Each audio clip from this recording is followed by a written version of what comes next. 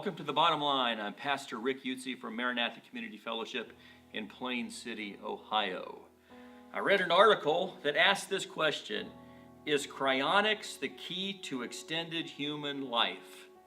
What a great question. You know, there's people who are having their bodies frozen that in hopes that later on, right, they'll come up with some great discovery that allows them to have life again. And so what they do is they immerse them in this liquid nitrogen, in this aluminum pod, and they get the temperature down to like minus 200 degrees Fahrenheit. So they're in this thing, they're frozen, and the guy who's been frozen the longest, this month is his 50th year anniversary. So if he was reanimated, as they called it, he would be able to celebrate 50 years of being frozen and now reanimated again.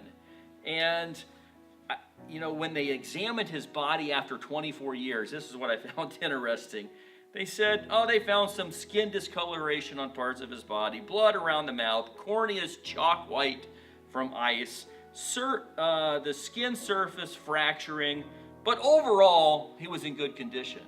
And that was 26 years ago, so who knows what kind of condition he's in now.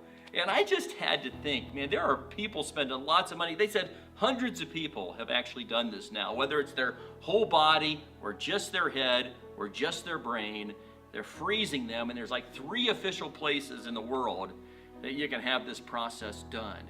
I don't know. I hope that's not your hope, because being reanimated, that doesn't sound all that exciting, right? Because the Bible tells us something much better.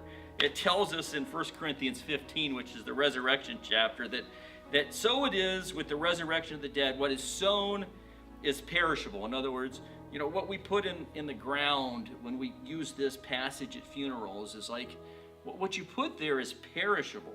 But what is raised is imperishable. It is sown in dishonor, it is raised in glory. It is sown in weakness, it is raised in power.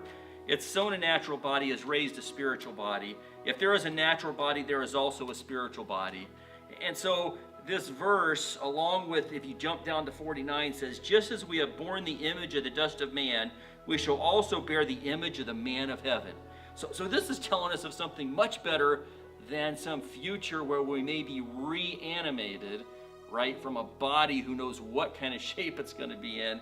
This tells us that we're going to be born from the image of the man of heaven instead of the dust of the earth.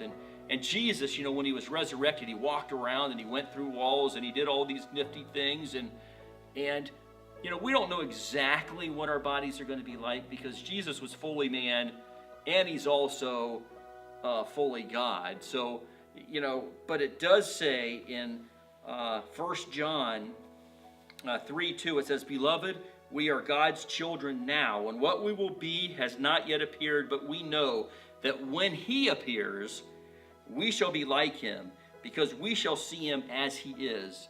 You see, the Bible tells us that Jesus will appear again, and it tells us that when he does appear, there is a definite future for us who are believers, that we get to see him, because we shall see him as he is. And so here's the bottom line. We get to see him not with corneas chalk white from ice. We get to see him with corneas that are made after the image of the man of heaven, who's the Son of Man, who's Jesus Christ, that's raised, you know, incorruptible, imperishable, with glory and power. I look forward to that hope, to that body. So come on, do you want to just be reanimated? Or do you really want to see the Son of Man and be raised in his image? Thank you for watching, and I'll see you next time on The Bottom Line.